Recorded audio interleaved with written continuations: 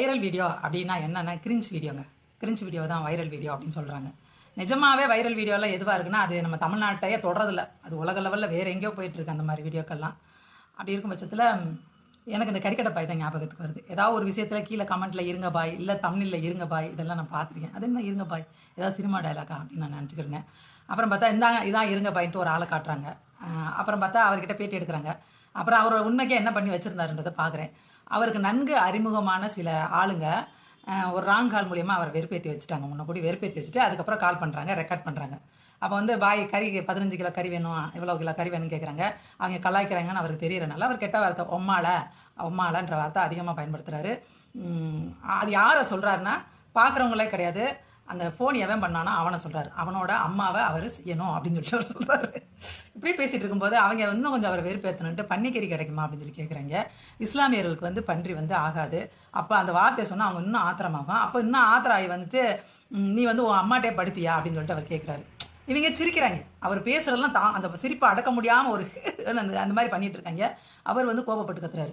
அப்போ ஒரு தனி மனிதரை அவங்களோட அனுமதி இல்லாமல் ராங்கால் மூலியமாக அவங்கள வந்து டார்ச்சர் கொடுக்கறதும் இல்லாமல், இதே ஒரு ஆண் வந்து பெண்ணுக்கு கொடுத்தாலும் பெண் ஆணுக்கு கொடுத்தாலும் அது பாலியல் தொல்லை தானே பேராம்.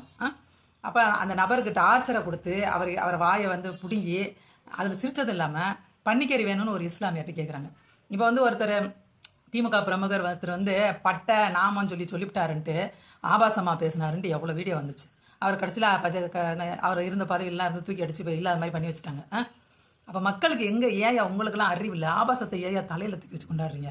ஒருத்தர் மெனக்கிட்டு ஒரு ஆளை ட்ரிகர் பண்ணி அவருக்கே தெரியாமல் அதை ரெக்கார்ட் பண்ணி வீடியோவில் அப்லோட் பண்ணுறாங்க யூடியூபுக்குன்னு ஒரு வரையறை இருக்குது. அதை எதையுமே கண்டுக்கல, அது அப்படியே எல்லா பக்கமும் ஸ்ப்ரெட் பண்ணுது.